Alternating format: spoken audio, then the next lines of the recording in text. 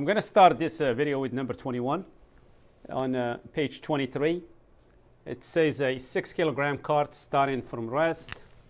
So the initial velocity is 0, which means it has no kinetic energy when it first starts. It's pushed with a force of 12 newtons over a distance of 4 meters on leveled ground. So we're not on a horizontal surface. So there is no change in gravitational potential energy. So to find the kinetic energy in the beginning, basically that's 0 joules because you started from rest. The work done, you just have to do the FD cosine theta formula. Now, the direction of travel and the force make an angle of 0 degrees. So cosine of 0 is 1. So this is going to be basically 12 times 4, and that should be 48 joules. And the final kinetic energy, now if we do the work-energy theorem, the energy in the beginning plus any work done in between the initial and the final state should be equal to the energy final. So you started with 0 here, your work is 48, so your final kinetic energy is 48 because you don't have any other forms of energy. The final speed, well, the kinetic energy final is half mv final square.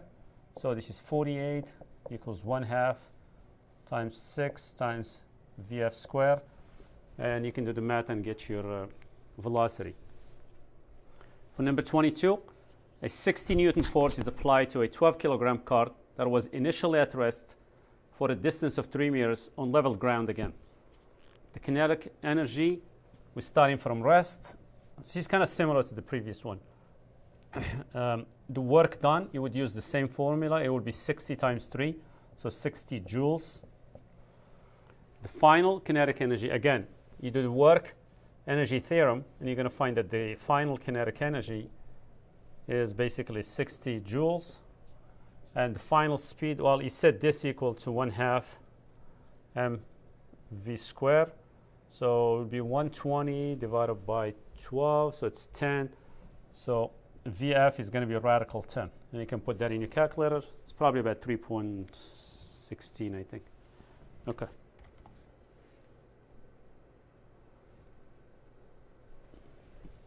Okay, number 23.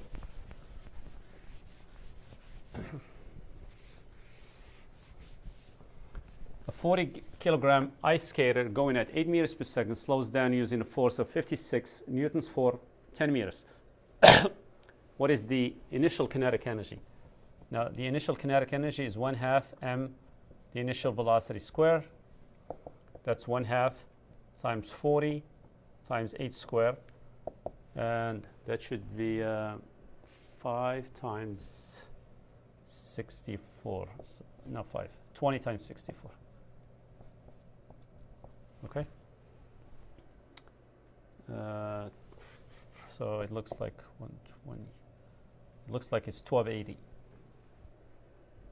Yeah, 1280 joules. The work done, work equals force times displacement. Now, they're slowing down, which means the force is going back and they're still moving forward. So there's an angle of 180 degrees between the two. So the work is going to be 56 times 10 times -1. So it's negative 560 joules. What is the final kinetic energy? So since this is on a, it doesn't say that it's going up a hill or down a hill. So we're going to assume that it's on a level ground. So the kinetic energy initial plus any work done on the ice skater equals the kinetic energy final. So that's the work-energy theorem. So this is 1280 minus 560 equals the final kinetic energy.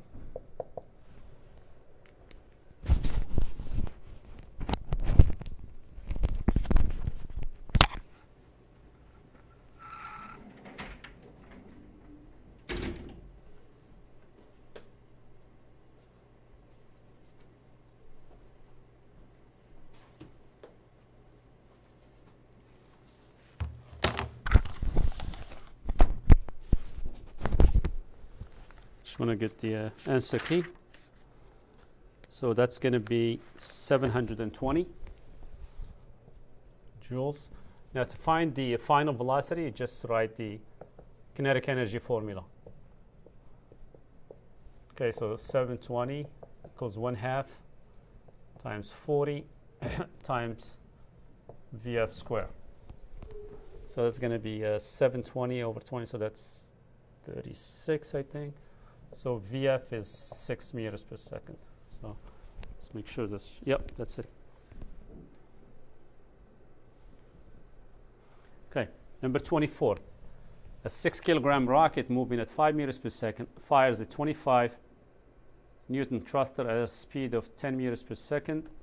What is the kinetic energy initial? So the initial kinetic energy, you have to write the formula, and it's 1/2 mass times velocity square. So that's going to be 25 times 3, so 75 joules. What is the final kinetic energy? Now it's going to be 1/2 times 6 times 10 square. Or you can just do this conceptually. When the velocity doubles, the kinetic energy will quadruple. Okay, so it would be 300. So let's see if the math gives us that. So this is 3 times 100, so it's 300. If you want to explain it conceptually, you could do that. Okay, how much work must have been done? So work is, we're going to do the work because I don't know the distance traveled, so I'm going to do energy initial plus external work equals energy final.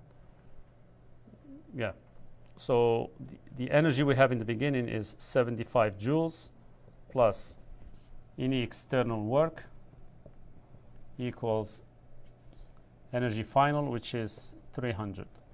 So this is going to be 225 joules. So that's the external work. For what distance was the force acting? Well, we're going to do work equals FD cosine of 0 in this case, because the force is and the direction of travel have an angle of 0 degree between them. So this is 225 equals the force of 25 times D. So if we do the division here, we should get 9 meters. Yeah, it should be 9 meters. Okay. Again, all these problems rely on the work-energy theorem to be solved. Okay, it takes some practice, and they're not that bad. Okay. So you're given this picture here. If the 120 kilogram cart has a velocity of 15 meters per second at point B, in other words, it doesn't start from rest, how fast is the car going at point D? Well, again, we're going to assume that this surface is frictionless because it doesn't say anything about friction. So we're going to say this is our initial state and this is our final state. So the energy at B, so I'm going to call that energy at B plus any work done between B and D equals energy at D. Now at point B, you have mgh, you have gravitational potential energy, and you have kinetic energy. There is no work done in between, equals, at the very bottom, if I choose this line as my reference for gravitational potential energy, I only have kinetic energy at the bottom. So it's 1/2 m vd squared. I think we can divide everything by mass. This is going to be 10 times 20, so this is 200 plus 1/2 times 15 squared equals 1/2 times Vd squared, which gives us a Vd equal 25 meters per second. Okay, so this is part A. Part B, how fast is the car going at point E? So if the radius here is 6, so this whole distance here is 13, so this is just a distraction here. Okay, I guess this is 1 meter above the ground. So I think we're going to pick, I mean, you got a couple options here. You can pick B as your initial state and E as your final state, and you can go between D and E. I'll leave that up to you. So just to be different than the packet, in the packet I went between D and E. I'm going to go between B and E. So at point B, I have mg, the height of B, plus 1/2 m, the velocity at B square, equals mg, the height at point E with respect to this line here, plus 1/2 m VE square. Now, if I have a choice, I will use point D and E, because in point D, because at point D, you only have one form of energy. So you only have 3 terms in this equation. So you cross this out, divide by the mass, and you have everything you need. And the velocity at point E is going to be 19.10 meters per second. Now at point C, now it gets here and it travels a certain distance, D, and it comes to a stop. Okay? Now, if we choose this point here, the energy here is all kinetic. So it's kind of like this point here is similar to point D, basically. Okay? So I'm going to say the energy at this point here, I guess I can call it F. So it's going to be 1/2 m VF square, which is really the same thing as D,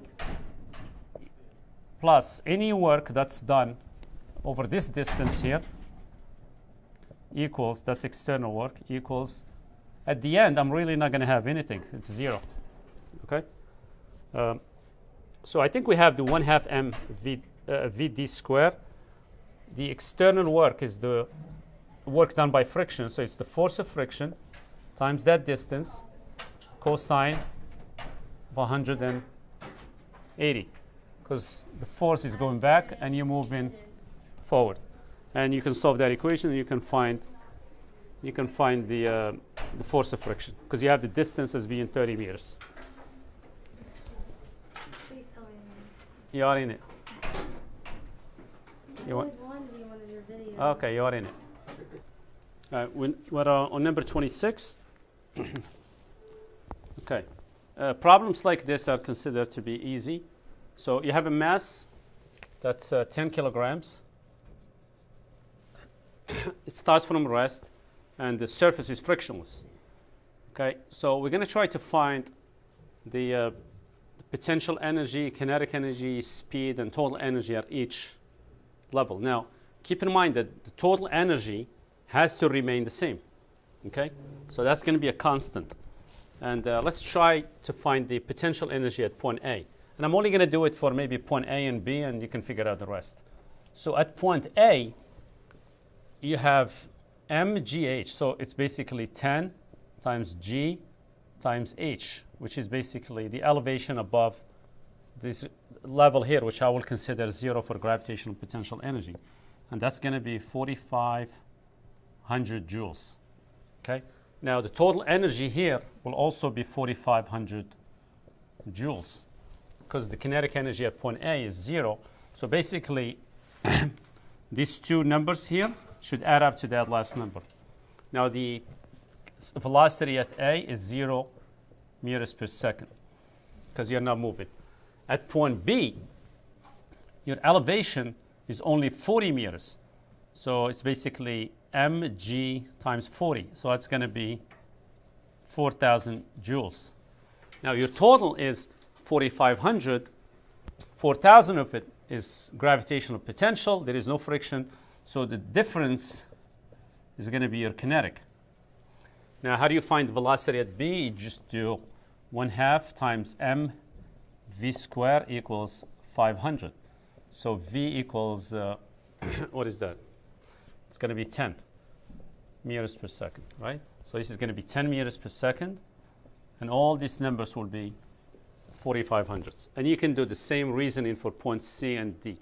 At point D, you will have no potential energy, and all your energy will be in the form of kinetic, and you know what to do from there.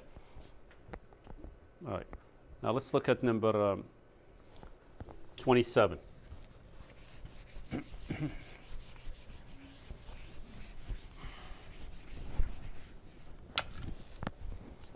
Just want to make sure we're still recording.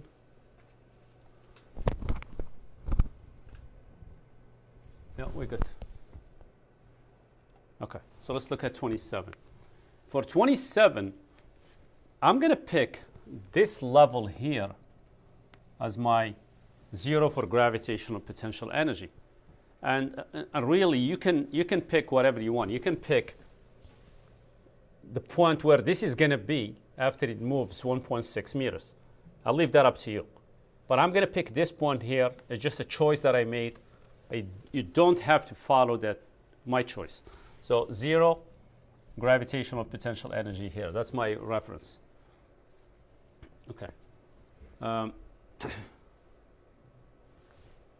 Okay, now we need to find the speed of the crates after they have moved 1.6 meters starting from rest. So I'm going to pick my system to be Earth and the 2 crates. Okay, so let's see if we can write the work-energy theorem here.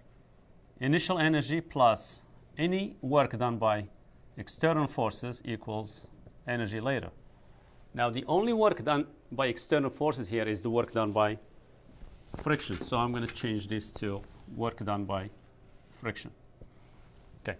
Now, friction is only acting here. So this block is gonna move up to here, and this one is gonna move down to here, let's say, right? So this one will go 1.6 meters here. This one will go 1.6 meters there. Okay. When we are at this level here, I think we start. So let me just write all kinds of energy: gravitational initial plus kinetic initial plus the work done by friction, which is really force of friction times this distance traveled here, which is really 1.6 cosine of 180. So I'm going to put a minus here to reflect the cosine of 180 equals a UG final plus kinetic energy final. So based on this reference that I picked, both of these are 0. All right.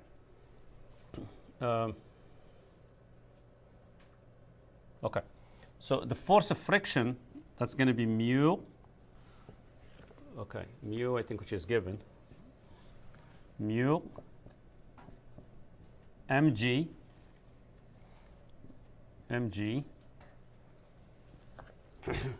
cosine of 30, because ff is mu fn, which is mu mg cosine of 30, because this is your fn basically. Okay, so I did that, cosine of 30 times the 1.6. Okay, that's the distance over which the friction is acting, equals. Now I have to find the gravitational potential energy for each block. Okay, so I'll do that on the side here. So let's concentrate on this one here. Now, okay, so that one is going to have it's mgh, but I'm going below the reference, so I need to put a negative here.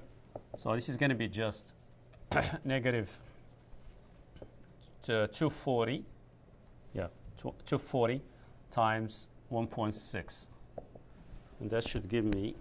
I should have that somewhere in here, but I can calculate that. Okay. I could actually have done. I could have just left the mg's. Probably they're gonna cross out. Yeah, maybe I should just do that. This way, I end up with less math. I'm gonna put the mg here, and I'm gonna keep this as mg. It's probably easier. Okay. Yep. Yeah. Okay. Now let's do the gravitational potential energy when you are up here. So it's gonna be a positive, but you have to look at this height basically. That's your new height. So it's going to be mg, same mass, and it's a positive.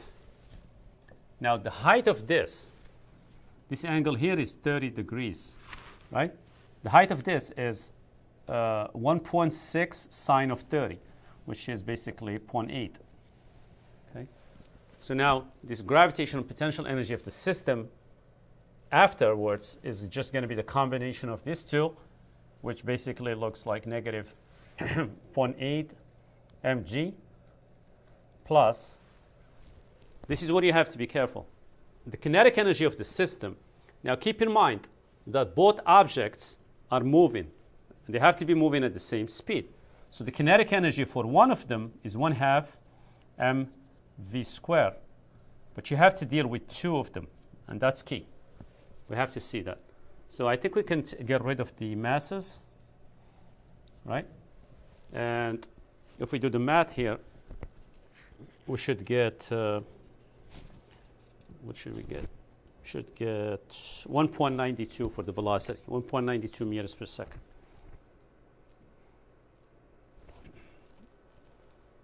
All right, let's look at this problem here. Now for this one here, it doesn't matter how we throw the ball as long as we throw it with the same speed, whether it's up or down. Now don't confuse this with the time that they're going to stay in the air.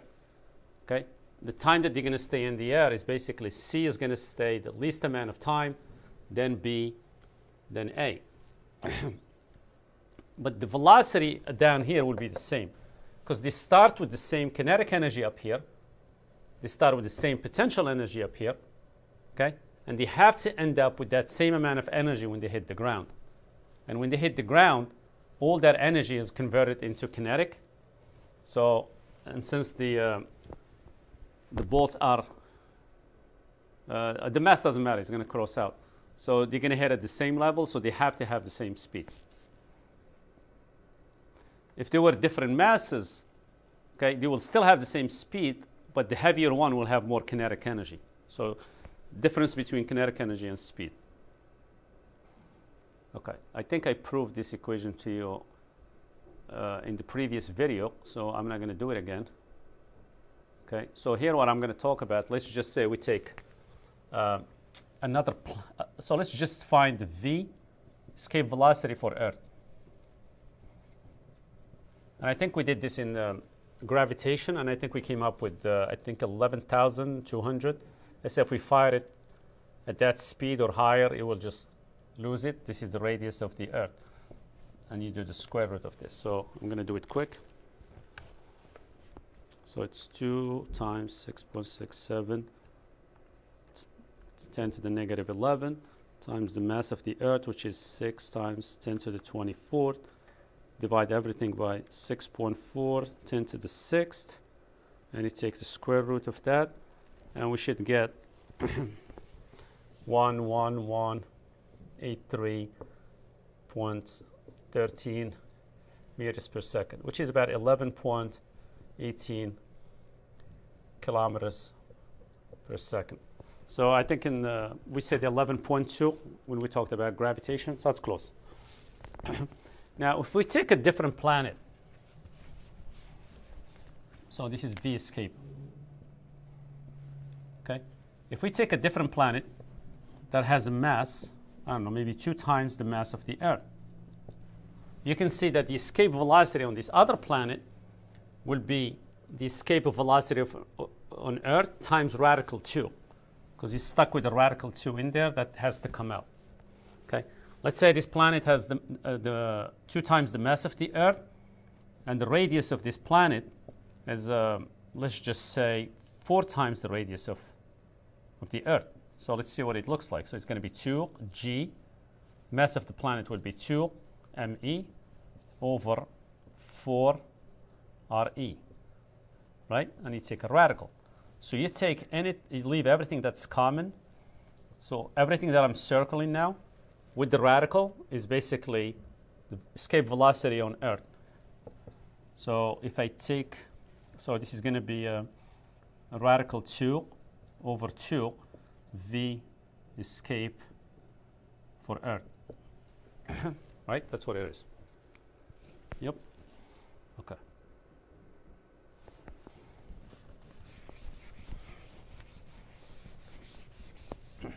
Okay. Number 28. A combined mass of sled and rider is 112 kilograms. The hill is 44 vertical meters high and not frictionless, so basically there is friction. The sled and rider travel 88 meters along the hill and reach the bottom traveling at 19 meters per second. All right, So let's try this. So here's the hill. Actually, if this were frictionless, they will reach the bottom at a higher speed. So they're starting from up here, and they're getting down to here. So this height here is 44 meters. Now, sometimes you will be given the length of the ramp, and you will be given the angle, and you'll have to figure out the height yourself.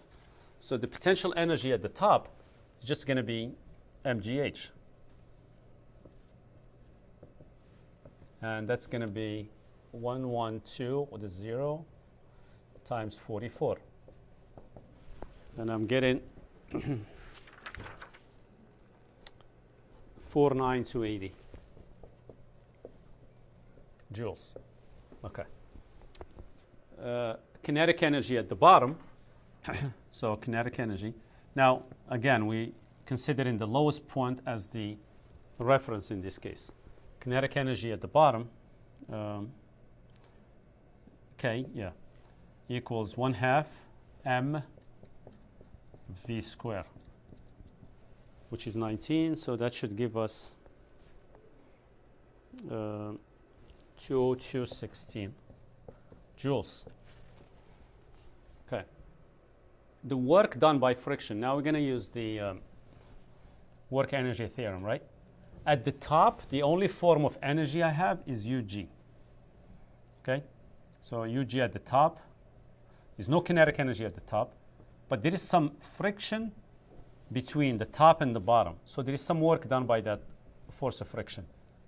Equals the only energy you have at the bottom is kinetic energy at the bottom. So you can see that the work done by friction is the difference of these two, which is going to be negative 5096. And you expect it to be negative because friction will do negative work. You're sliding down the ramp, friction is going up the ramp.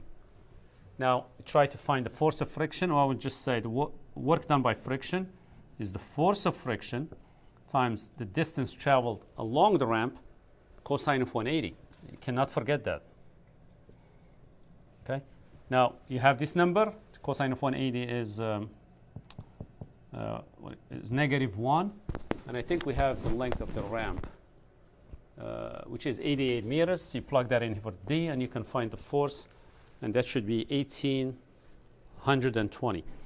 If you come up with the negative, you probably forgot the cosine of 180. So you go back and fix it.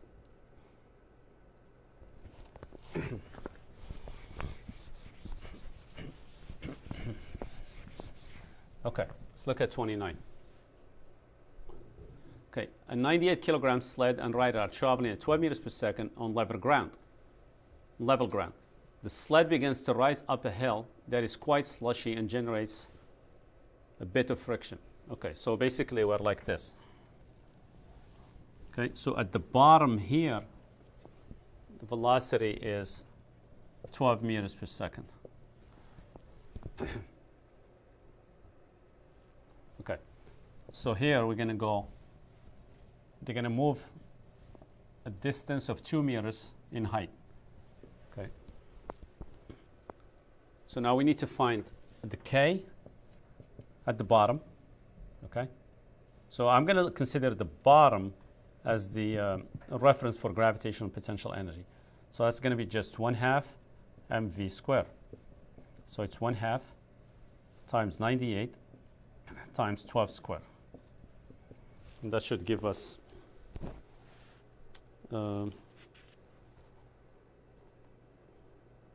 I think in the previous problem, the numbers that I read to you for the work done by friction were from 29. So for the previous problem, if you go back, the work done by friction is negative 290,064 joules. Sorry about that. Okay. Kinetic energy is 7056 joules. Yeah. Gravitational potential energy at this point here is just going to be your mgh, which is 980 times 2, which is, I think, 1960 joules. Okay. Okay.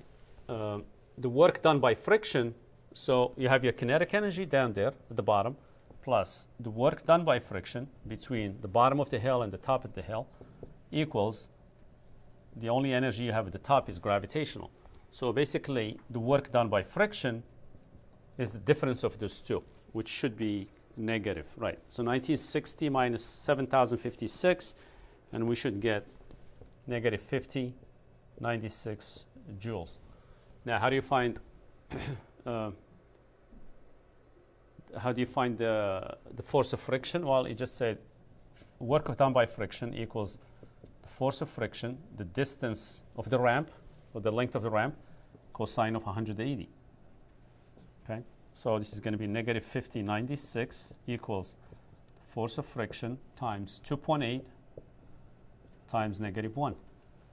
And you can figure out that the force of friction is 1,820 newtons.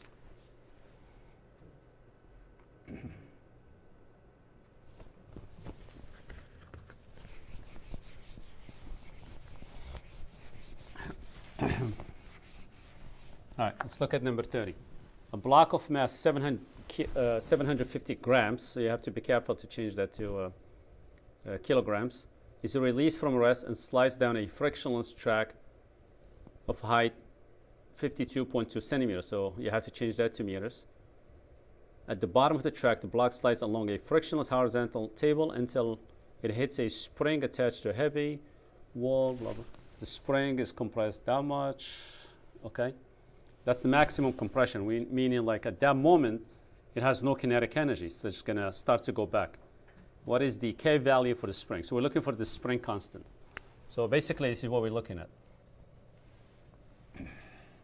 Okay, here's a wall, here's a spring. So you let something go down here, block, I guess, slide in. It's gonna hit it, compress it, okay, to here maybe, and stops. So we need to figure out, stops and then bounces back.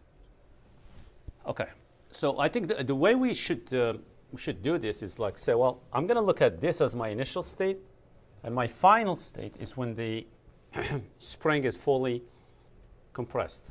And there is no friction between these 2 points here. So I'm going to say the energy at the top here, right, has to be equal to the energy down here. So the energy at the top here is in the form of gravitational potential energy. Okay, so that's what my equation should look like. There is no work in between. So let's look at the, and again, I'm going to choose my system as the spring, the block, and earth, just to make it simple. I don't want to deal with work done by gravity and work done by the spring and all that stuff. All right, so this is going to be mgh, so 0.750 times 10, and the height is 0.552. And that's equal to 1/2 k x squared, which is 0.0264, and we have to square that. So now, if you do the math correctly here, you should get 11,880 point something, 0.17, and the units for K, the spring constant, is newtons per meter. And the reason for that is F equals Kx. Okay, don't confuse this K with kinetic energy. So if you want to find the units for anything, you just isolate it. So F is in newtons, X is in meters, so it's got to be newtons per meters. Meaning this is a very, very, very stiff spring. In order to stretch it 1 meter, you have to hang almost 1,200 kilograms on it. So 1 meter to stretch it by about this much, right? I don't know, you can probably see it. You need to put this much mass on it. And just guessing, that's probably about 2,500 pounds. So it's very stiff.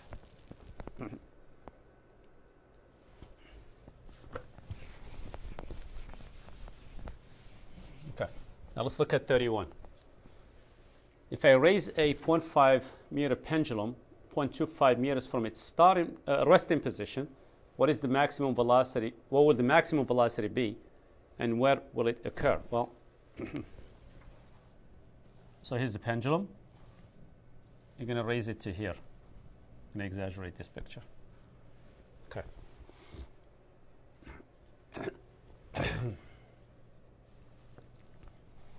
So this height here is 0.25 meters.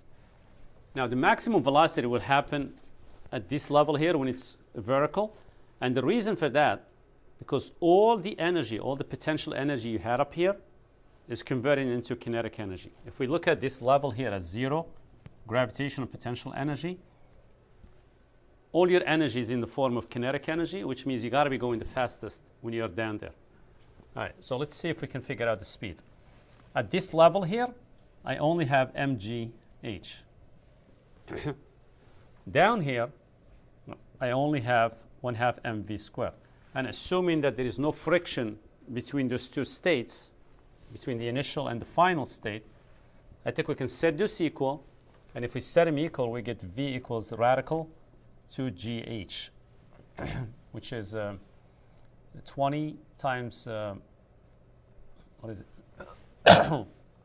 2 times 10 times 0.25. Okay, so this is going to be radical 5, it looks like. Okay, that's 2.24. All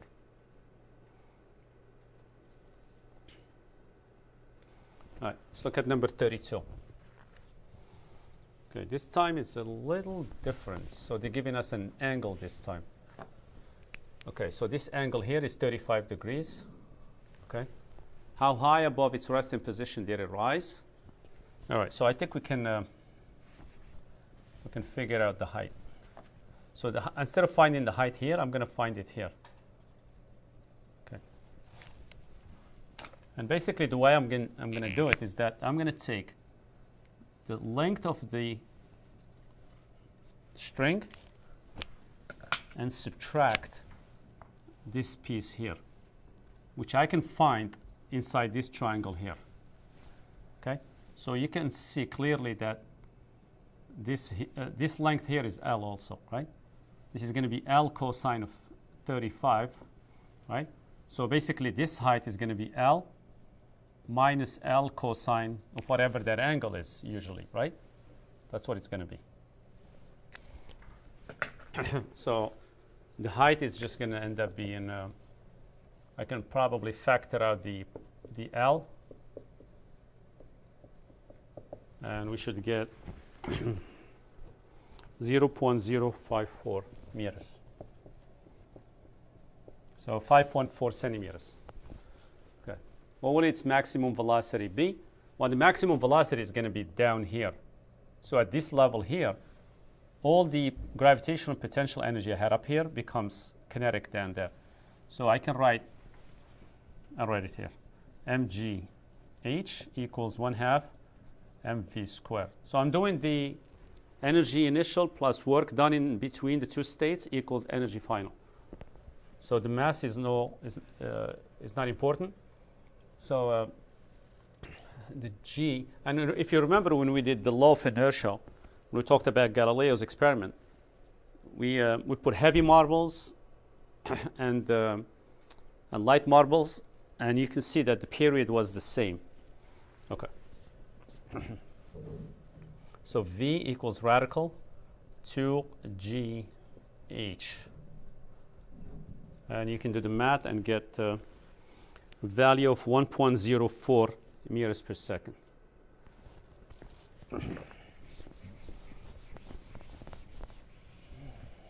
Okay. A 2-kilogram bowling ball is attached to the ceiling by a 3-meter long string. The bowling ball is pulled aside so that it rises 0.12 meters vertically. So they already given us the height. Calculate the gravitational potential energy at this height. So that should be easy.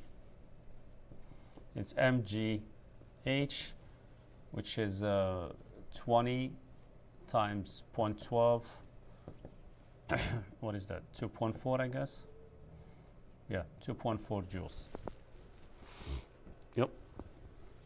Okay, what is the kinetic energy at the bottom? Well, all this energy, all these 2.4 joules gets converted into kinetic energy at the bottom. So that's the K at the bottom. Okay. Now we need to find the speed. So we're going to write K is half mv squared. So 2.4 is half. The mass is 2 v squared. So v is radical 2.4, which is 1.55 meters per second. All right. Number 34. A simple pendulum has a length of 0.75 meters and a bob. The bob is basically what's attached to the bottom of the pendulum, to the string. And a bob whose mass is 0.15 kilograms. The bob is released from an angle of 25 degrees.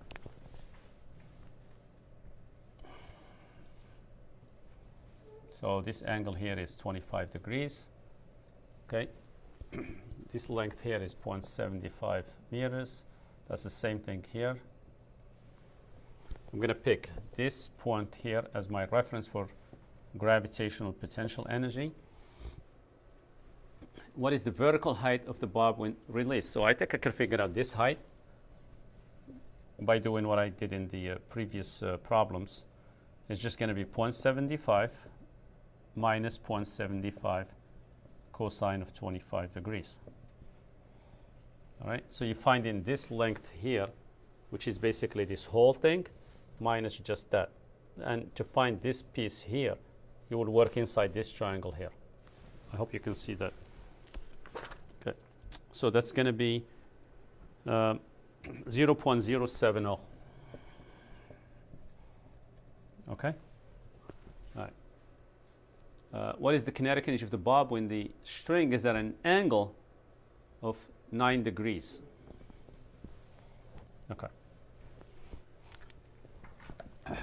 So basically this gets to this level. This angle here is 9 degrees. Yeah. Okay.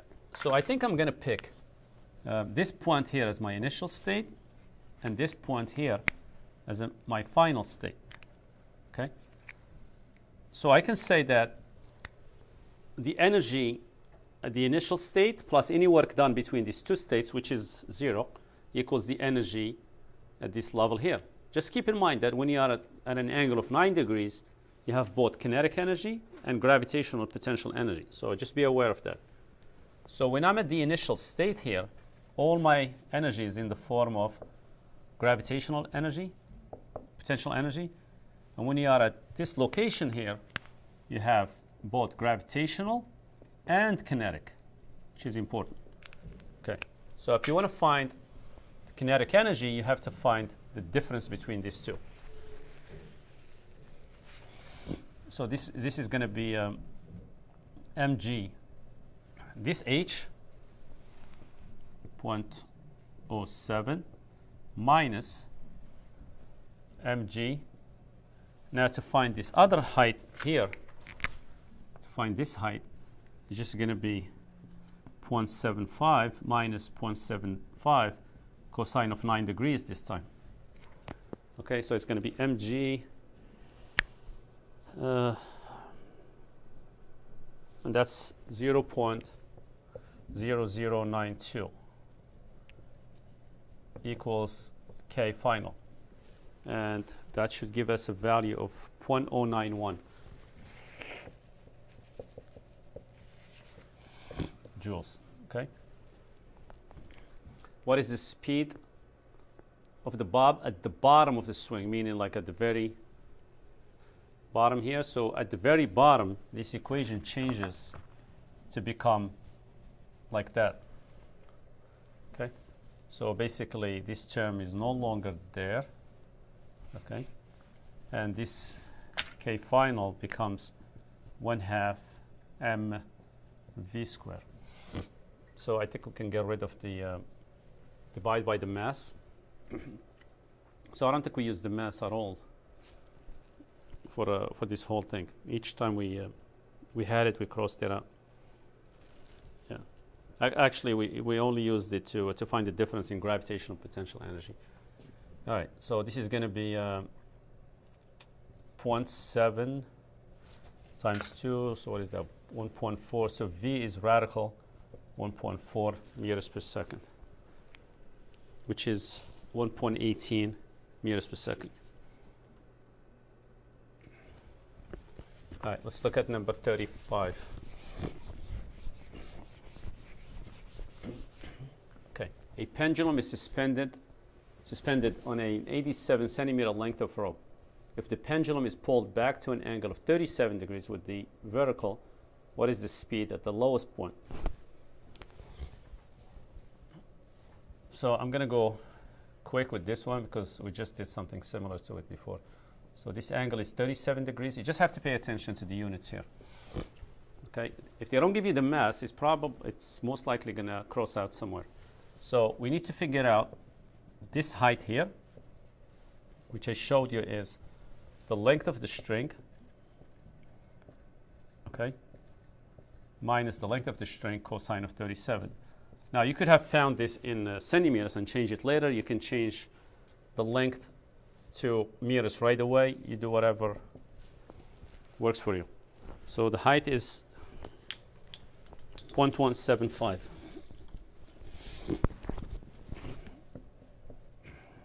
meters. Yep.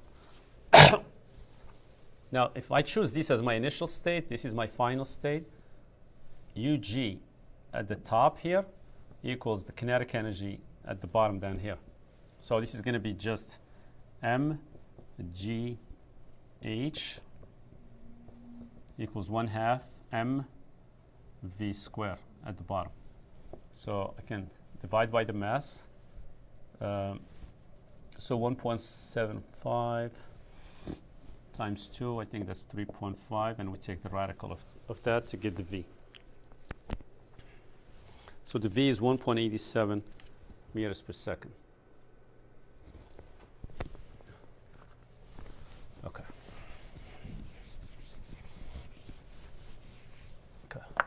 A mass slides 12 meters along a frictionless inclined plane. It starts from rest at a height of 7 meters. What is the speed when it reaches the bottom? Now, this is frictionless, okay? So we start here. We slide in down the ramp. We don't know this angle, but we know the height is 7 meters. That's all we care about, okay? And it doesn't tell us the mass, so it's going to cross out somewhere. I'm going to look at this as my initial state, the bottom of the ramp as my final state. Okay. So I'm going to say, well, the gravitational potential energy at the very top, right, has to be equal to the kinetic energy at the very bottom. And the reason for that is because there is no friction in between. If you had friction, you will add the work done by friction here. So this is just going to be mgh equals 1/2 mv squared. So you divide by m. So V is going to be equal to radical. It looks like 140. So it should be about 12. And it is. It's about 11.83 because radical 144 is 12. All right.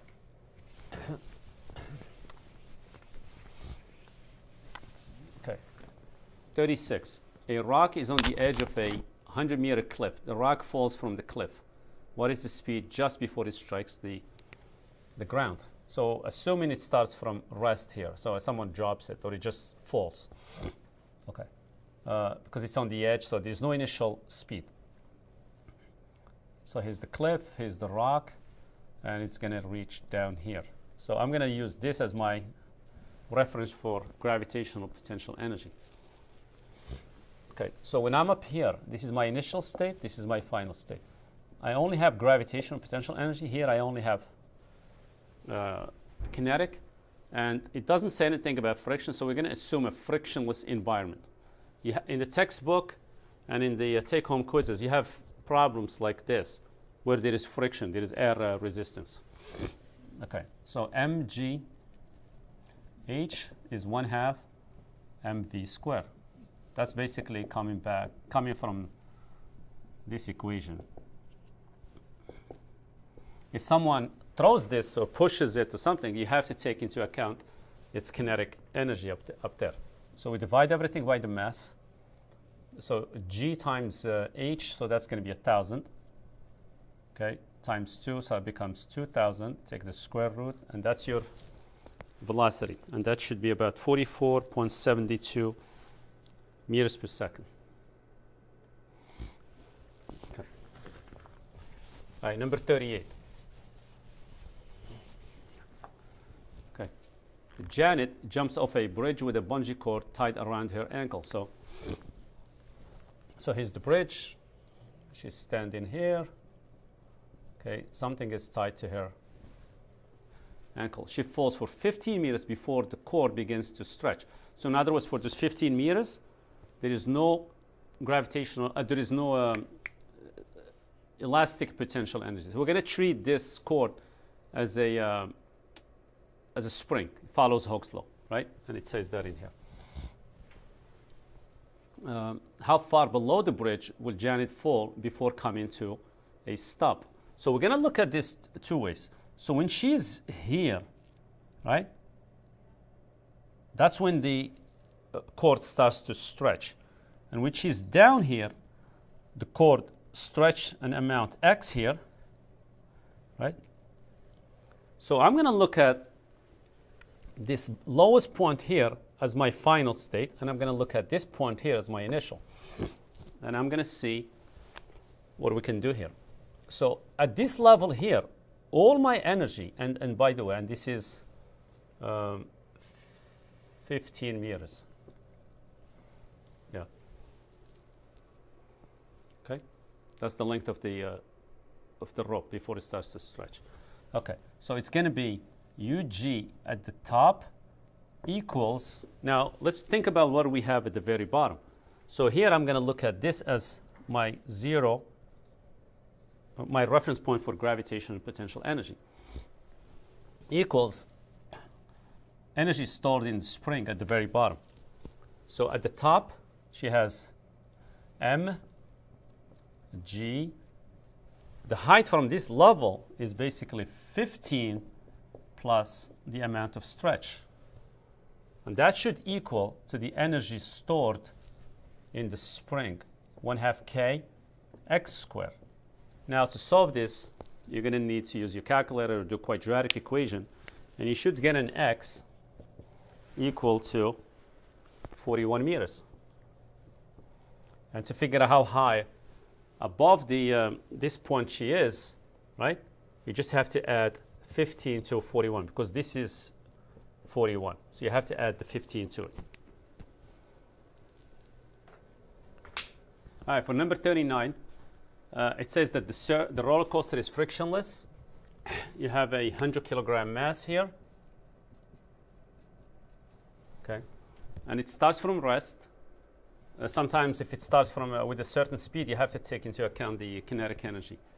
And it goes over a hill that is 10 meters, over a hill that is 10 meters and 8 meters high. Okay, how much work is needed to lift the car to point A? Well, to bring it up to here, you have to work against gravity. So basically, you just have to do the work is equal to the mg times the height. And you should get 100 times 10 times 10. Okay, and that should be your gravitational potential energy. And that should be about 10,000. Okay, what is the UG of the cart at point A? Well, the work that she did to bring it up here now became gravitational potential energy. That should also be 10,000. What's the kinetic energy at point A? Well, the kinetic energy at point A is 0 because it's starting from rest at point A. What is the UG at point B? Well, if we look at this level here as our reference for gravitational potential energy, then we can say that the gravitational potential energy at point B is 0. If we had chosen point A as the reference, we should say that the gravitational potential energy at point A is 0. But I always recommend that you choose the lowest point of your problem as 0 for gravitational potential energy. What's the kinetic energy at point B? If you do the conservation of energy, you do UA, UGA, I guess. Well, there is no elastic, so I'm just going to say UA plus KA. That should equal to UB plus KB. Kinetic energy here is 0. Gravitational potential energy here is 0.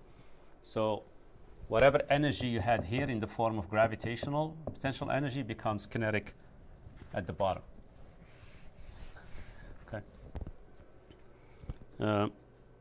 What is the UG of the car at point C? You do the same thing. Point C, you have UC plus kinetic energy at C.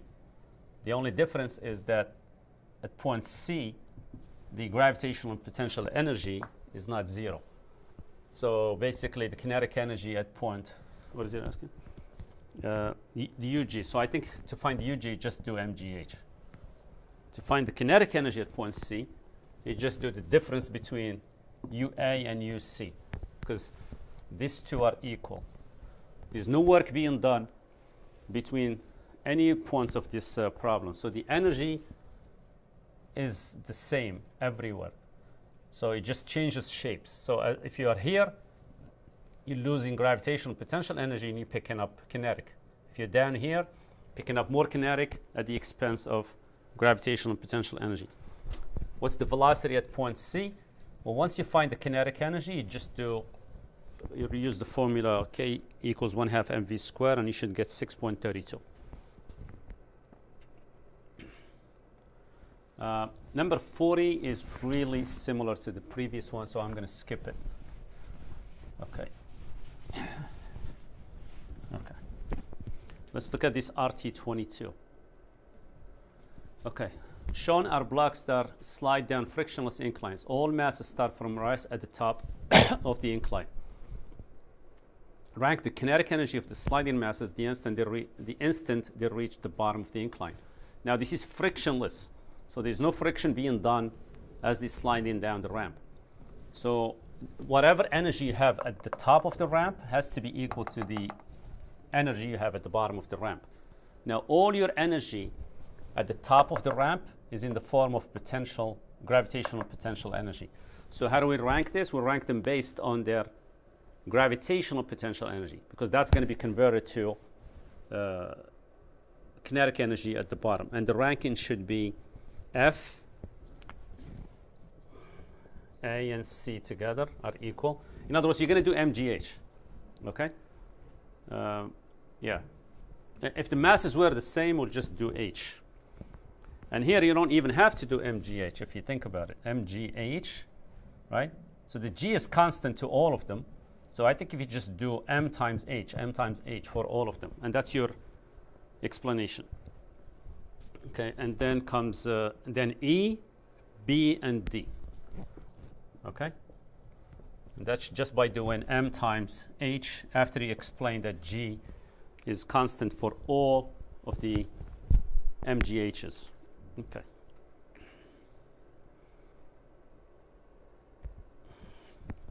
Now we're looking at RT23.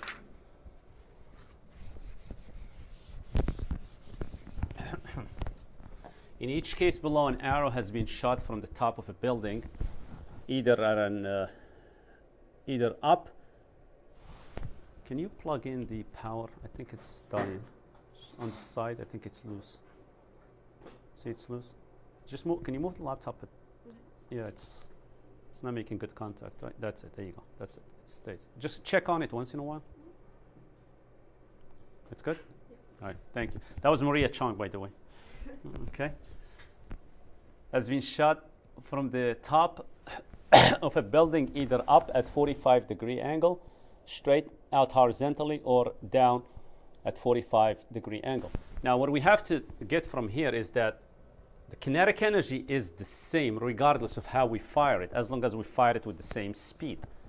And the reason for that is because kinetic energy is a scalar quantity. We no longer have to deal with this angles business. All the arrows are identical, meaning they have the same mass and it's shot at the same speed. So their kinetic energies are the same in all cases. Okay? But the heights are different. Rank the speed of the arrow just before they hit the ground. So I'm going to write an equation for a general case, and then we're going to apply it. So kinetic energy at the top plus potential energy at the top equals kinetic energy at the bottom. This is the conservation. There's no air resistance here, right? It says to ignore it. Okay. Now, the kinetic energy at the top is the same for all of them, and this is part of your explanation. Okay. So which one is going to have the highest kinetic energy at the bottom is the one that starts with the highest gravitational potential energy at the top. And since they all have the same mass, it's going to look like this. mgh is 1/2 mv squared. V at the bottom here, right? So the mass is irrelevant, okay?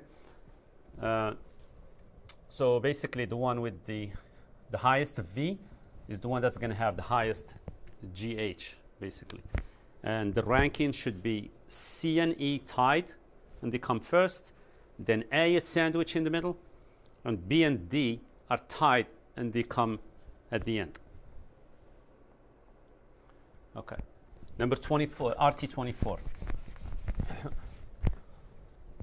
Okay. It's a roller coaster that's designed to launch the riders over an alligator-infested lagoon. I don't know why you would do that, but the frictionless coaster starts at point A, starts at rest, so there is no kinetic energy here, so you only have gravitational potential energy at point A. The coaster lands on a ramp on the other side of the lagoon. After it is airborne, will the maximum height be greater, less than, or equal to the height at point A? Well, when it's doing this, it's kind of like fired as like a projectile. Okay, so when it lands there, I'm sorry, it lands here kind of, I guess, and it just continues. All right, so when it's at the maximum height, this height has to be less than this height here. And the reason for that, because you have all this gravitational potential energy that's going to be converted to some form of energy when you are here. But when you are up here, keep in mind, you're still moving horizontally. You stopped moving vertically, but you're moving horizontally, which means you still have some kinetic energy. So this gravitational potential energy has to be distributed between gravitational potential energy and kinetic.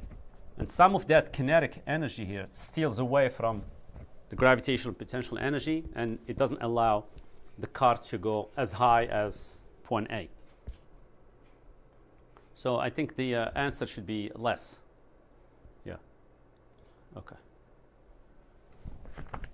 Now RT25.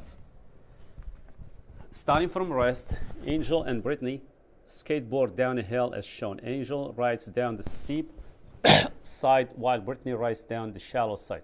Angel has more mass, so she has more mass, so I'm just going to write that as an uppercase M, here a lowercase m to remind myself. Assume friction and air resistance are negligible. Is the speed at the bottom of the hill greater for Angel, greater for Brittany, or the same?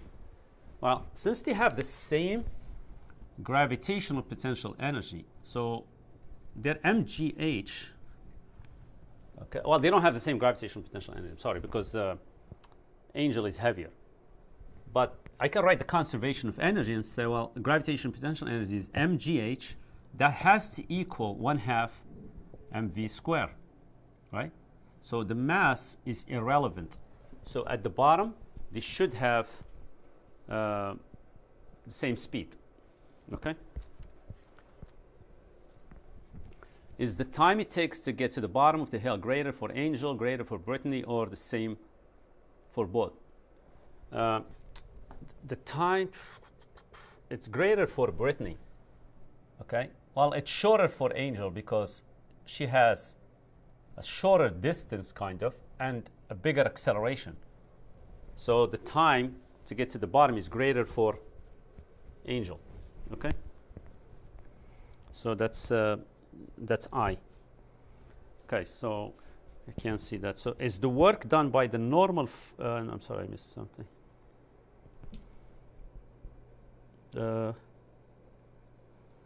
I'm sorry, I was reading the wrong thing. Is the time to take to get to the bottom of the hill, it's greater for Brittany. Yeah, Brittany. Because she has a longer distance right? And a smaller acceleration. So it's going to take longer for her to get to the bottom. I'm at C. Is the work done by the gravitational force on the skateboarder greater for Angel, greater for Brittany, or the same for both skateboarders?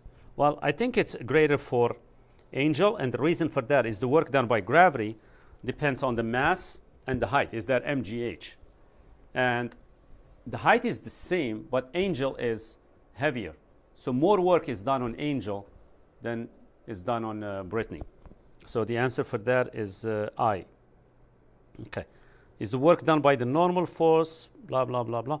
Well, the normal force is always going to be perpendicular to the ramp, right? So it's never going to do any work because it's always going to be perpendicular to the direction of travel. There's always that 90-degree angle between the direction of travel and the normal force. Is the kinetic energy at the bottom of the hill greater for Angel, greater for Brittany, or the same? Well, I think earlier we said they have the same speed, right?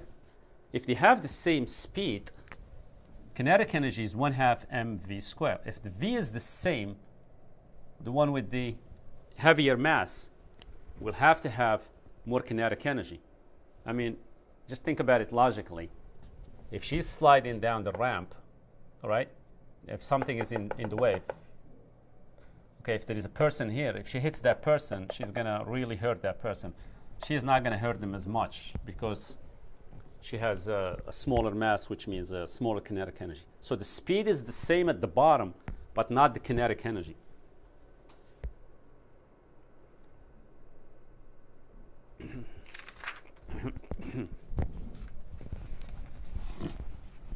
Okay. A roller coaster starting from rest descends 35 meters in its initial drop and rises 23 meters. In other words, the height is 35 meters, so it does this.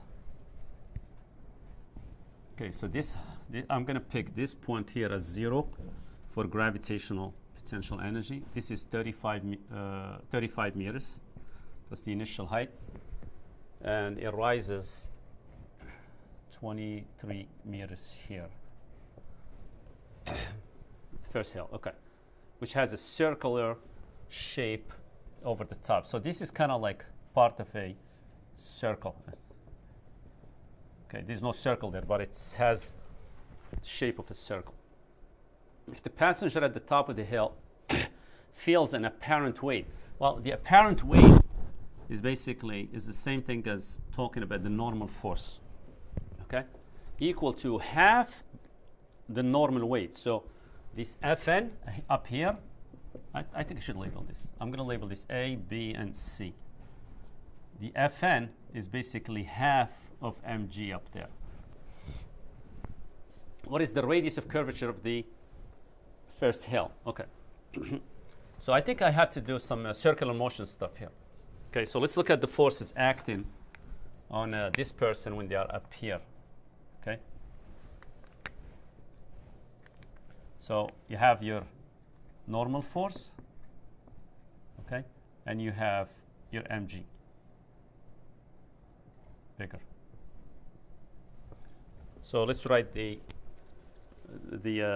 net centripetal force equals mv squared over r. This is circular motion stuff, right? So towards the center is positive, so it should look like mg minus the normal force is mv squared over r. Well, Fn is half of mg, okay? So mg minus half of mg, it just leaves us with half of mg, right? So the masses will go away. So now if I want to find the radius, I'm stuck. I need to figure out the v first before I can find the radius. So to figure out the v, right, or maybe the v squared, I would do conservation of energy. So I would say the gravitational potential energy at point A plus there's no kinetic energy at point A, it's starting from rest, okay, equals the gravitational potential energy at point C plus the kinetic energy at point C.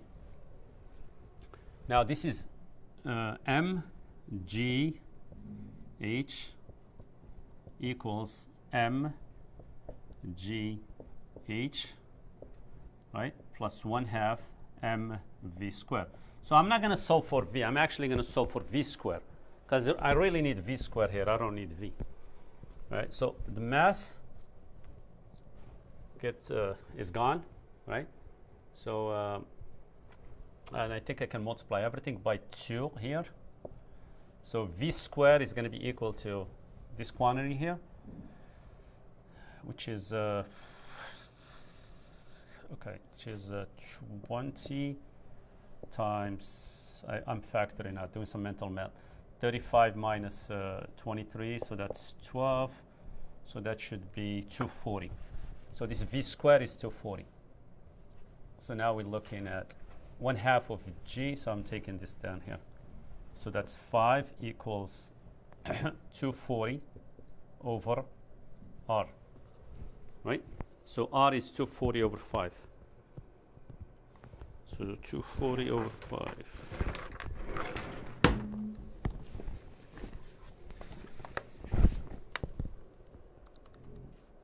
But 240, I don't need to put in the calculator actually. 240 over 5 is 48. Okay.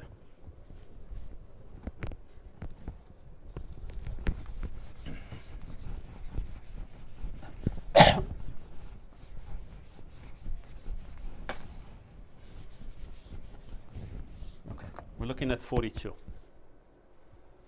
A stone is released from rest at a height h at the left side of a loop-the-loop as shown in the figure. There is no friction but no air resistance. If the radius is r, what is the minimum height h for which the stone will not fall? If you remember, we did these problems like this in the past, and the way we did this, we say, well, let it fall, right? Let's treat the problem as if it's going to fall, and then we'll make a decision whether the radius should be bigger or smaller. Right? I mean, the height should be bigger or smaller than when we find. All right, so let's try this. Okay, so this is on the inside, so the forces are Fn and mg, right? Now, in order for it to fall, right, Fn has to be 0, right? So now let's write the circular motion, Newton's second law for circular motion. So mg plus Fn is mv squared over r. Okay, so we're going to say, well, you know what? Let's make Fn 0. And then the height just has to be higher or greater than whatever we find. Okay, so this is 0. The mass is gone. So now we're looking at v squared equals g times r. So we'll leave that, and then we'll do conservation of energy. I'll call this A and B. At point A, I have mgh basically. That's all I have. I have gravitational potential energy. If I consider this point here as 0, gravitational potential energy. That's my reference point for gravitational potential energy. Equals, when I'm up here, I have to deal with kinetic energy and gravitational potential energy. Now, gravitational potential energy here is mg times the new height, which is, if you look at it, it's 2 times the radius, the diameter, plus 1/2 mv squared. Okay, so I can divide everything by the mass, right? I'm not going to solve for v. I want to solve for v squared and maybe do a little substitution here, right?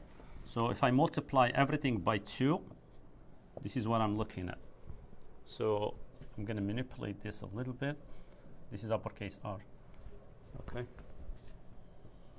Okay. So let's see. So v squared here is equal to 2gh minus 4gr. I think it's right. Yeah, 2gh minus 4gr. Yeah. So I'm going to come here and say 2gh minus 4gr equals gr. Now, if I think I can just divide everything by g, maybe move this 4r to the other side. So I'm looking at 5r divided by 2. So at 5/2 r, right, they will fall off. If you think about it conceptually, okay, your height has to be more because you want to come in with more more gravitational energy to stay on that track. So the answer is it has to be greater than 5/2 of r.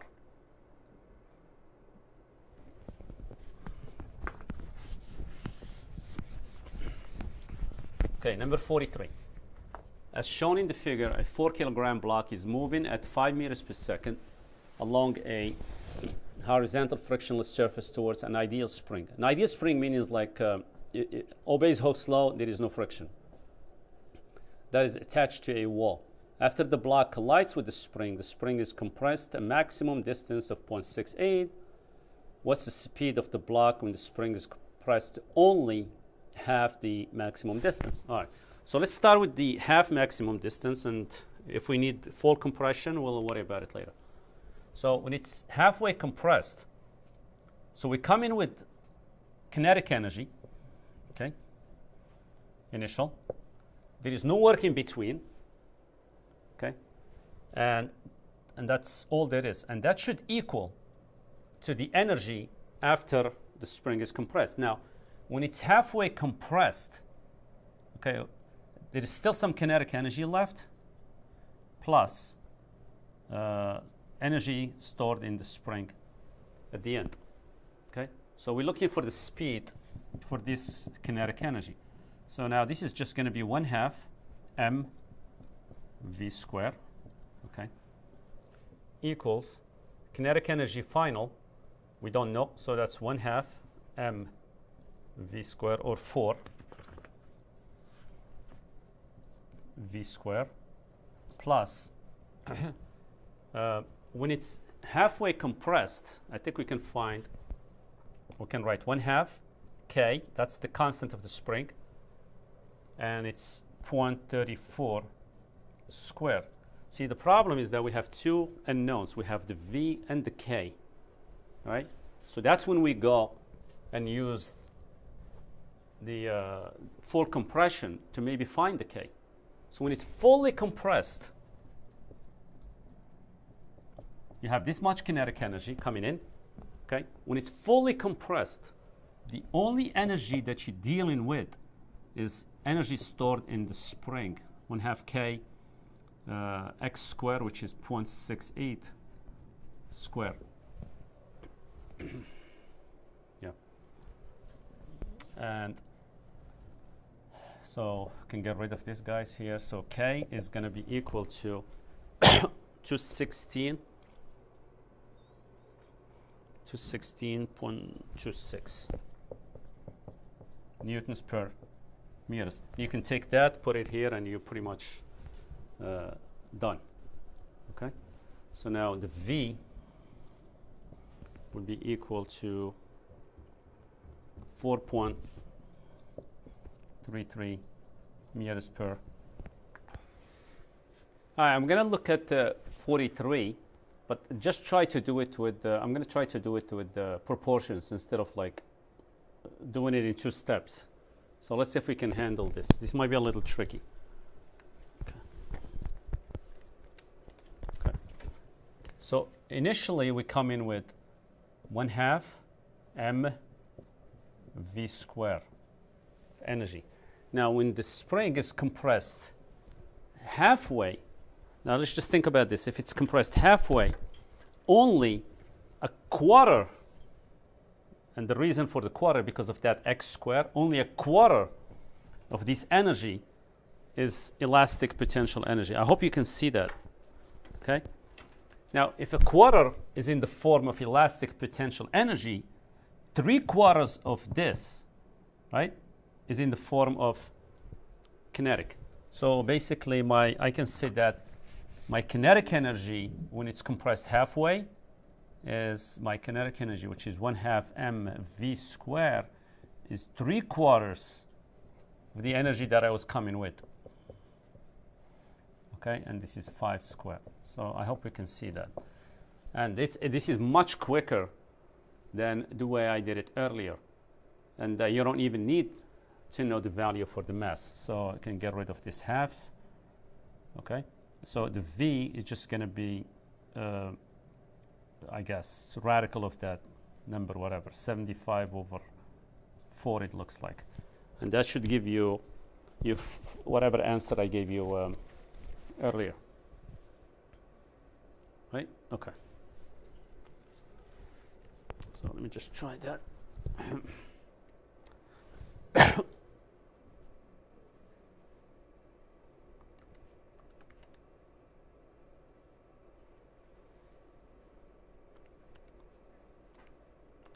Yep, should give you the same exact answer, but in a much, much quicker way. So if you just know the relationship between energy and the amount of stretch and speed, just keep in mind that there is a square on top of the x and there is a square on top of the v when you're dealing with either kinetic energy or elastic potential energy. All right, that's done. All right, so let's look at number 44.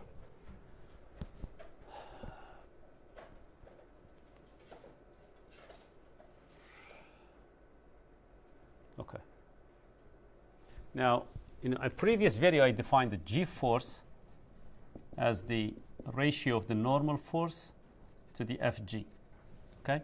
So basically, that's how much more heavier or lighter you're going to feel compared to your own weight. So this is 55 meters. We're starting from rest. If we're not starting from rest, we have to take that kinetic energy into account. So now to find the potential energy here, the mass of this object is 50 kilograms. It's basically just mgh, and we should get 27500 joules. Okay. Now, my total energy anywhere on this roller coaster has to be 27,500. Kinetic energy up there is 0. This is 0 meters per second. Okay, because they are now moving. The centripetal force is 0 because this is a flat surface, it's not even a circle. Okay, and centripetal force is basically mv squared over r, right? Now, the r is infinite. In other words, it's a flat surface, so that's going to end up being a 0. Okay, so this is 0, right? No, the F1, the centripetal force is 0. The F1 track, which means the normal force, basically that's just going to be equal to mg. So that's 500. Okay. And the g force is just 1. Because you're on a flat surface, you're going to feel that 50 kilograms is going to have a weight of 500 newtons and a normal force of 500 newtons. So the g force here is 1. Okay. Now let's go to this point here. I guess I'll label it B. I'll label this as C. The height here is 40 meters. Okay.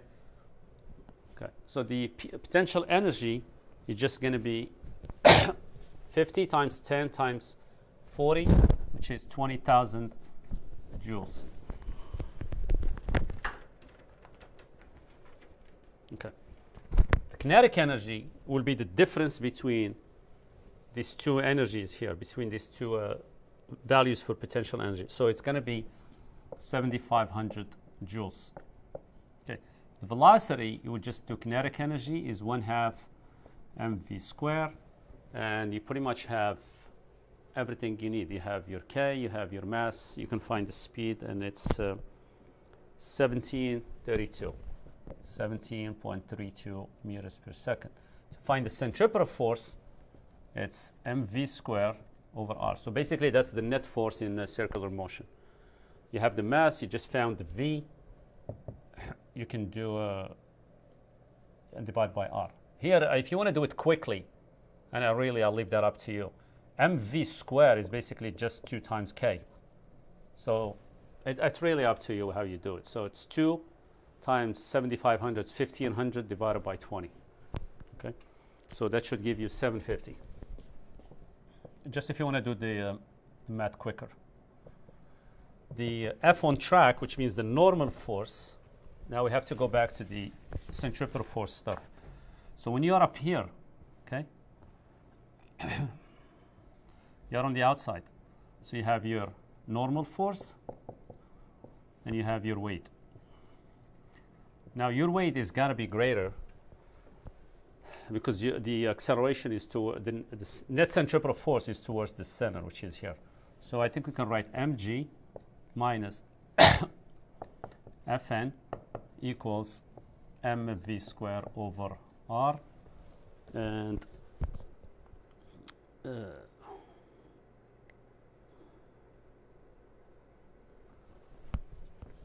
oh no, they're on the outside here.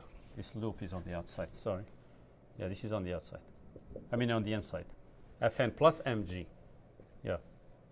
So Fn is just going to be mv square over r, which is basically the centripetal force minus the mg, which is 500. So this should be 250. And the g force is just going to be half. No units, because it's the ratio of two forces. Okay. When you are down here, you are on the inside. So you have your normal force, which is greater than your mg. So down there, we need to write Fn minus mg equals mv square over r. Okay. So Fn will be equal to mg plus mv square over r. Now it's a different v. It's the v down here. So let's figure that out. So the potential energy at the bottom is 0 joules.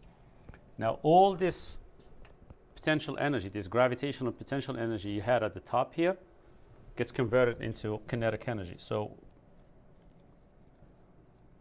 law of conservation of energy, and here we're assuming that there is no friction on the tracks. The V is going to be kinetic energy is equal to 1/2 mv squared. So we should have a V equal to 33.17 meters per second. Okay. Now the centripetal force is basically mv squared over r. So m times that 33.17 squared over 20, and that should give us 2750 newtons, right? Now to find the Fn, this what I'm circling here is 2750. That's your centripetal force. The mg is 500, so this should become 3250 newtons, right? That's 2750 and plus 500. The g force is the 3250 divided by 500. So that looks like it's 6.5. And in a previous video, I said that if the loop is a circle, okay, the difference between the g forces between the top and the bottom will always be 6, right? So I'm not going to prove that. Maybe we can prove it in class. All right.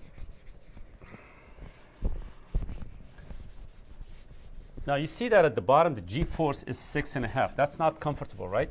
So to avoid that problem, what the engineers do is that they make, and the reason for that is when I had the equation written, I had Fn minus mg equals mv squared over r, right?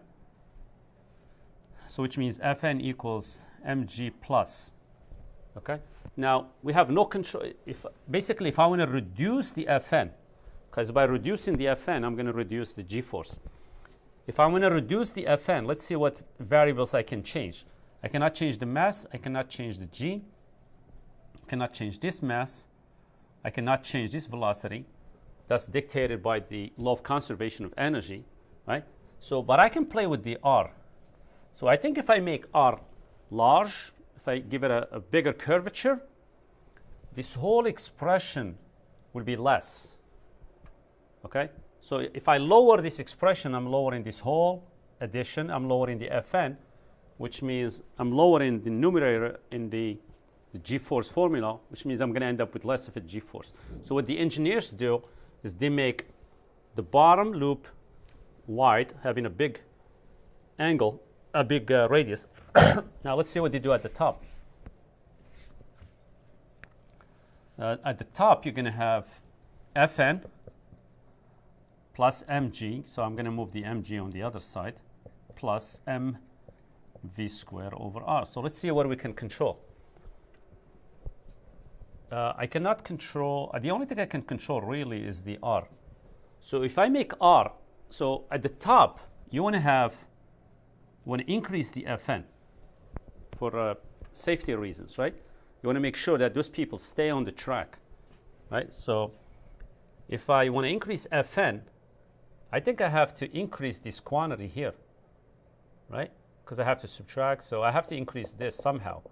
In order to increase this expression here, I have to make the radius smaller. So what the engineers do is what's on the next page, and you can read about it. I have a little information about how they designed the loops. So basically, we're going to make we're going to make the bottom of the loop wide but narrow at the end, and this is not drawn to scale. You can probably see that. Okay. All right. So this is 55 meters. It's the same problem as before. I think this was 50 kilograms. Okay. Now the potential, a lot of the numbers are the same. Let me just cheat here. So 27,500 joules, 0 was 0 newtons. This is 500 newtons, and this is 1.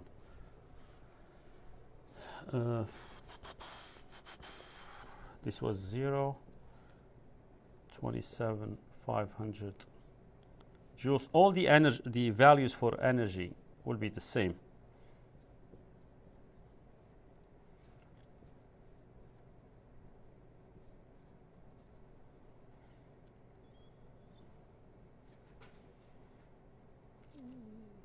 Okay, but what changes is the centripetal force and the g-force and all that stuff. So the same rules apply. When you are here, you get your Fn, you get your mg. So Fn minus mg is your mv square over r.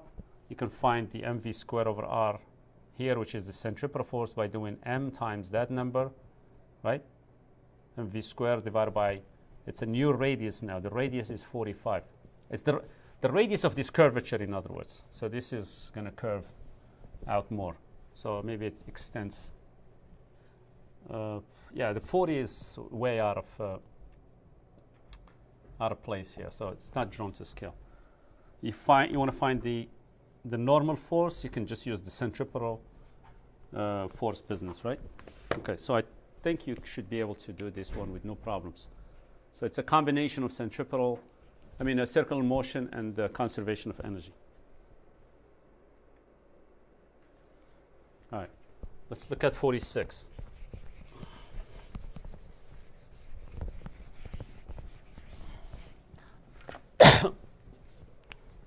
The drawing shown a version of the loop-the-loop trick for a car. If the car is given an initial velocity or speed of 4 meters per second, what is the largest value that the radius can have if the car is to remain in contact with the track? Okay. Now, the way we treat this is that we're going to say, okay, you know what? Let's try it and allow the car to fall. And then we'll make a decision about whether the radius should be bigger or smaller than that value. So when I'm up here, when the car is here, we have the Fn and the mg acting on it. Okay, so I'm going to do a combination of conservation of energy and circular motion, right? So I'm going to start with the circular motion business, right? The centripetal force, which is mg plus Fn, is mv squared over r. Right, so I'm going to make this Fn 0. So I'm going to find the speed, or an expression for the speed for which the car will no longer make contact with the tracks or the road. So v is basically going to be equal to square root of g times r. So technically, it should be greater, right?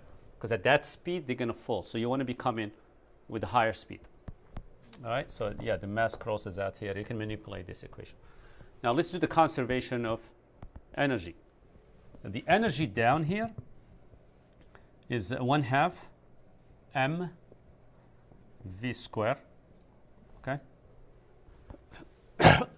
this velocity here is the velocity at the top. Okay, equals mg, the h is 2 times the radius, plus 1/2 m v squared. Well, that's the v at the top, so v squared is just going to be gr.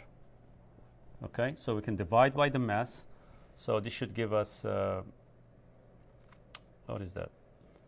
8 equals, now I have 2 GRs and I have half a GR, so that's 5/2 GR, right? So I think I can put in a 10 here. All right. So that looks like it's 16/50, right? Is R. So 16/50. Okay, so that's 0.32. Okay, so the radius has to be less than 0.32. I mean, think about it logically. If it's more, right? If it's higher up, you should be coming with the greater kinetic energy to make it up to the top. So you have to be less than 0.32 meters. All right, RT26. Okay, Abby and Bonita decide to race up a hill that is 30 meters high. Abby takes a pad that is, okay. So this is 60 meters. Okay, this pad here. Okay, this pad here is 100 meters. Abby takes 40 seconds to accomplish this. Bonita takes 30 seconds. They both start from rest at the same height and stop at the top. Abby has, so she has 70 kilogram mass. She has 50 kilogram mass. Okay, so that's their weight. Okay, so the weight is 700 and 500. Is the work that Abby does in going up the hill greater, less than, or the same as the work Bonita does? Well, the work done is basically mgh. You have to work against gravity, right? Both of them have to work against their own weight.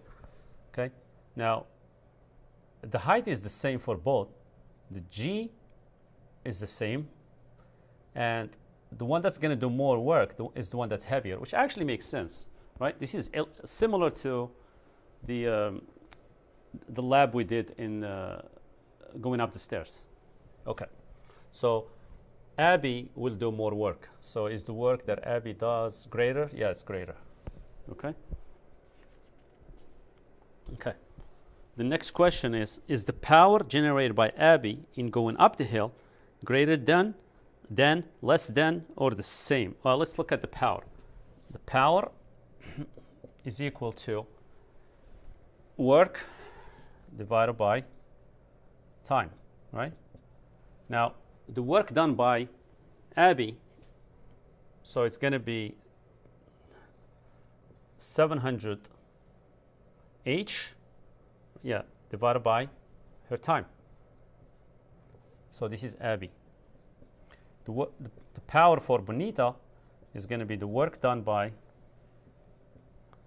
Bonita divided by the time it takes her. Well, her work is 500 times h, it's mgh in other words, divided by 30. And if you compare these two, you're going to find that the left expression is bigger. So the answer is greater than.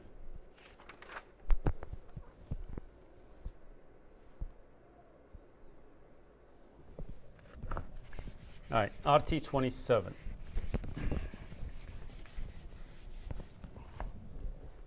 Which is the last thing in this packet. Work and power. Amanda and Bertha are in a car race. Their car have the same mass. At one point in the race, they both change their speed by 10 meters per second. So this one is going from 10 to 20 and the other one is going from 20 to 30. Is the work that Amanda's car does while speeding up greater than, less than, or the same? Now, conceptually thinking, like logically, without physics, I hope you can see that it's going to take a lot more effort to go from 20 to 30 than to go from 10 to 20, right? because you're already at a higher speeds and you want to go even higher.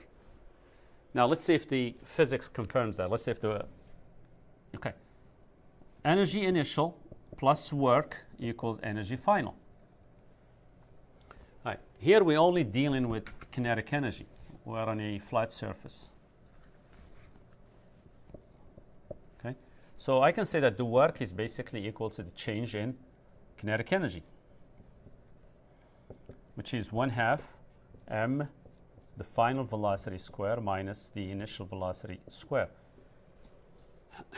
Now the difference here, the difference of squares is definitely less than the difference of squares over there. Here I think we got a difference of 300. Over there I think we get 500. So it's definitely, there is more work being done on the other side. The next question is the power generated by Amanda's car greater than, less than, or the same? Okay, it's got to be less than, because the amount of time is the same, but Amanda's car does less work. So power is your work divided by time, is how fast you do the work. So the time is the same. So comparing the powers is basically just comparing the work done. Okay. All right, so we're done with the packet basically. Now I'm going to try, I'm going to try to show you why the difference in the g-force in a circular loop is 6 G's. All right, so let's try that. When you're up here, you have your mg and you have your Fn. When you're down here, you have Fn and you have mg going the other way. Now, Fn has to be bigger here. So let's do the centripetal force business. So mg plus this Fn, or I can call it just, instead of Fn, I'm just going to call it n. So this is n at the top, okay, equals mv square at the top over the radius. Now the radius is the same, okay. At the bottom, it should be n at the bottom, okay, minus mg equals mv at the bottom square over r. So I'm going to try to isolate the ends, right? Okay, because what I'm trying to, okay, actually I can do the difference because we're saying that, okay, so let's try, maybe we can find an expression for n, then do the division. Yeah, let's try that. So minus mg, okay, this is going to be plus mg. So to find the g-force here, you can just divide by mg, divide by mg. So this is going to be mgr. The other side is going to become a 1. Okay. And if I divide by mg, I get a 1 here. Yeah. Okay. So I'm going to subtract. Yeah. So actually, I'm going to get rid of this m's. Okay. All right. And I'm going to subtract. So because this is the g-force basically at the top, and this is the g-force at the bottom. And I know at the bottom is greater. So I'm going to subtract in this direction to see if that difference is really a 6. Okay. So n, actually I'm going to call this g-force bottom, g-force top. Okay, so g-force bottom minus g-force top, okay, equals, so let's do the math here. Let's see what we get. So it's v the bottom square over RG, yeah, minus V top square. I can put them together since there's already a common denominator, which is a good thing. Plus 2, it looks like, right? Yeah, because it's 1 minus negative 1. All right, so now we just have to worry about this difference here. Okay. Okay, now this is R, this is also R. Okay, so let's just say my kinetic energy down here, right?